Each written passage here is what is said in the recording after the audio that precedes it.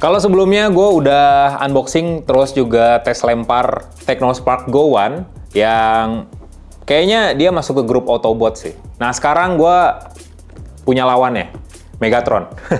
Technospark 30C. Jadi ini agak sedikit lebih bagus daripada Technospark Go One. Harganya juga lebih mahal sih, 1,3 jutaan untuk Technospark 30C ini.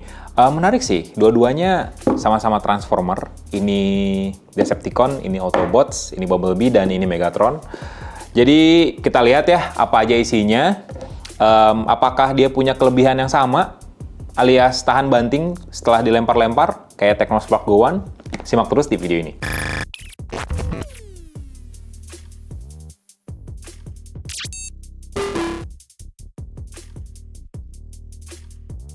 Oke, ini dia Technospark 30C. Jadi ini harga 1,3 jutaan. Menarik sih ya. Lihat, ini saking menariknya tuh. Logonya tuh juga dibikin beda sih. Ini Autobots, ini Decepticons.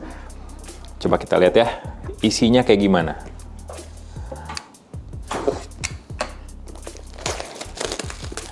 Kalau kata klaimnya Tekno sih, sebenarnya Spark series ini yang sekarang ya, termasuk 30C dan Go One juga udah ngelewatin berbagai macam tes ketahanan.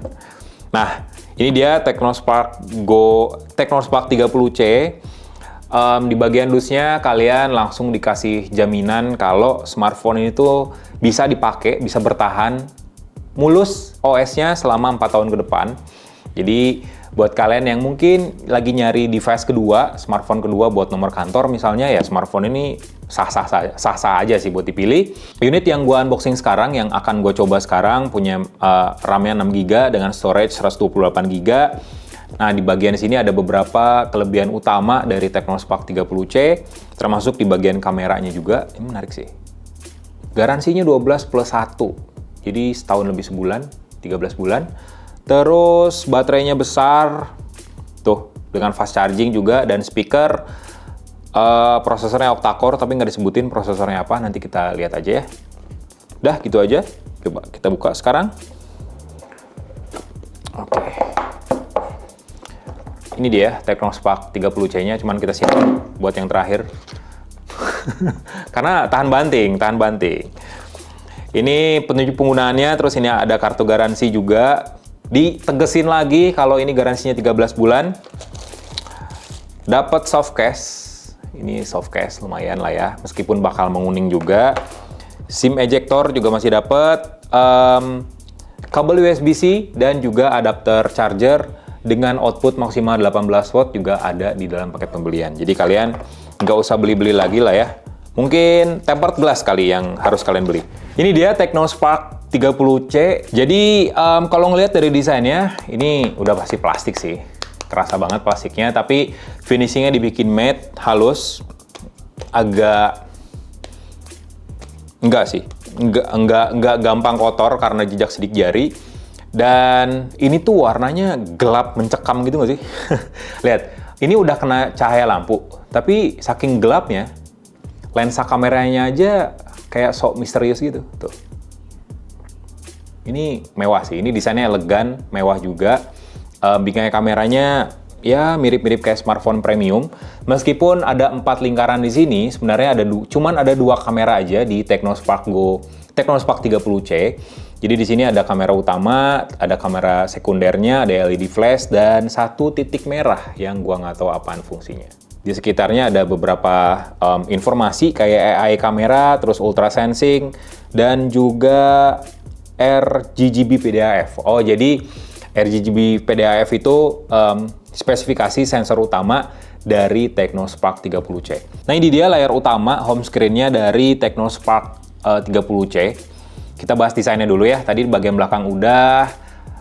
Ke bagian pinggir smartphone ini dibikin serba flat. Ya, inilah ya trennya di smartphone menengah sekarang.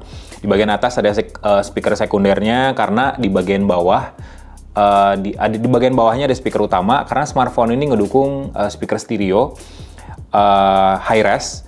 Terus di bagian sini ada tombol power sekaligus sensor sidik jari dan tombol volume. Masih ada jack audio juga ternyata, dan mikrofon nih. Terus ada USB-C. Nah, smartphone ini tuh udah ngantongin IP rating IP54, jadi tahan percikan air sama terpaan debu. Tapi yang menarik, smartphone ini tahan banting, coy. Dia udah ngelewatin 20.000 kali uji ketahanan, jatuh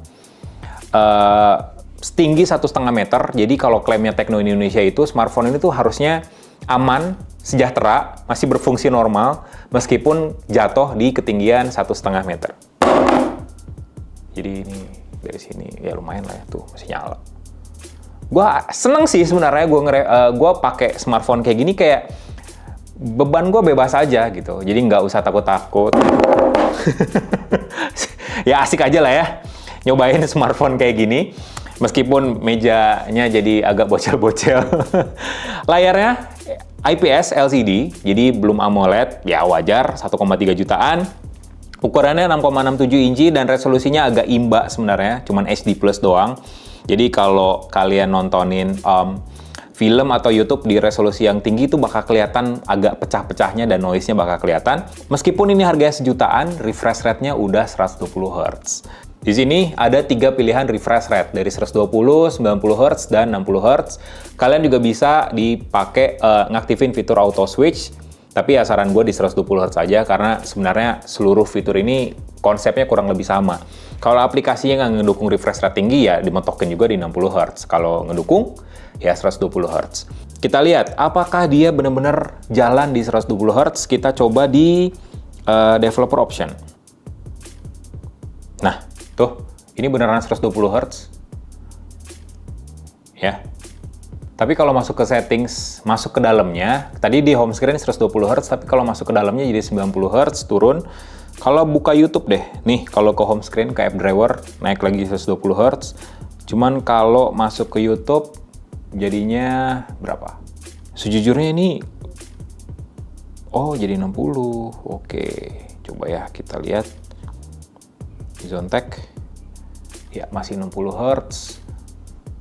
Ya, jadi kalau buka YouTube, cuman 60 Hz aja. Jadi kalau buka YouTube di 60 Hz, 60 fps, tapi kalau buka home screen, app driver 120-nya nyala, dan masuk ke dalamnya lagi, masuk ke apps, di settings misalnya itu turun jadi 90 Hz. Untuk spesifikasinya sebenarnya ya ini spesifikasi kelas entry sih, smartphone kelas entry, karena untungnya dia nggak pakai chipset Unisoc ya, nggak kayak Tecno Spark Go One. Dia pakai Helio G81 dari MediaTek. Jadi ini chipset jadul juga, tapi ya lumayan lebih andal lah daripada prosesor Unisoc yang ada di Tecno Spark Go One. RAM-nya 6GB yang ngedukung MEMS sampai 6GB juga, jadi kalian bisa nambahin RAM-nya sampai 12GB. Storage-nya 128GB. Kita lihat slotnya, harusnya mah kan dapat lah ya, triple slot. Ya, triple slot. Kalian bisa nambah SIM 1, SIM 2, dan micro SD untuk nambahin memori penyimpanannya. Baterainya 5000 mAh yang support fast charging 18 watt. Jadi udah lumayan, dan sistem operasinya iOS versi 14, basisnya Android 14, jadi dia bukan Go Edition. Jadi ini menarik untuk smartphone harga sejutaan. Dan lihat, dari tadi kalian nggak? Ini ada logo apa? Tuh. Ada logo NFC di sini. Jadi Tecno Spark 30C ini udah support NFC, jadi kalian bisa top up, bisa cek saldo e-money kalian. Tinggal tempelin aja e-money di bodi belakang, udah deh. Tinggal isi atau cek saldonya. Yang menarik dari smartphone ini justru adalah kameranya, karena dia harga 1,3 nih ya. Kameranya ternyata pakai sensor Sony IMX582, sensornya 48 megapiksel. Memang nggak terlalu spesial ya kalau dibandingin sama smartphone menengah sekarang yang menuju ke seri high-end dan bahkan premium. Bahkan ada yang beberapa smartphone menengah yang pakai Sony Lithia yang baru, seri 600. Nah, dia pakai IMX582, lumayan sebenarnya untuk sebuah smartphone kelas entry. Tapi kalau buka ke bagian kameranya, yang menarik dari smartphone ini kan smartphone kelas entry ya. Lihat, kalian bisa ngerekam sampai 2K, lihat tuh. Di 30 fps. Kalian bisa ngerekam 2K loh. Dan 1080p-nya memang nggak 60 fps, semuanya di 30 fps, tapi ini smartphone sejutaan, kalian bisa ngerekam di resolusi high res meskipun layarnya mentok di HD Plus aja. Untuk kamera depannya 8 megapiksel dan satu kamera lagi ini adalah kamera sekunder, AI cam aja sebagai penunjang lah ya kalau kalian motret depth misalnya, motret mode portrait ya kamera sekunder ini bakal ngebantu dalam proses segmentasi AI-nya. So gitu aja sih first impression unboxing dari Technospark 30C ini. Asik loh ini, serius ngelempar-lempar smartphone. Like video ini, kasih komen, share juga jangan lupa, dan subscribe channel Lizon Tech. Bye!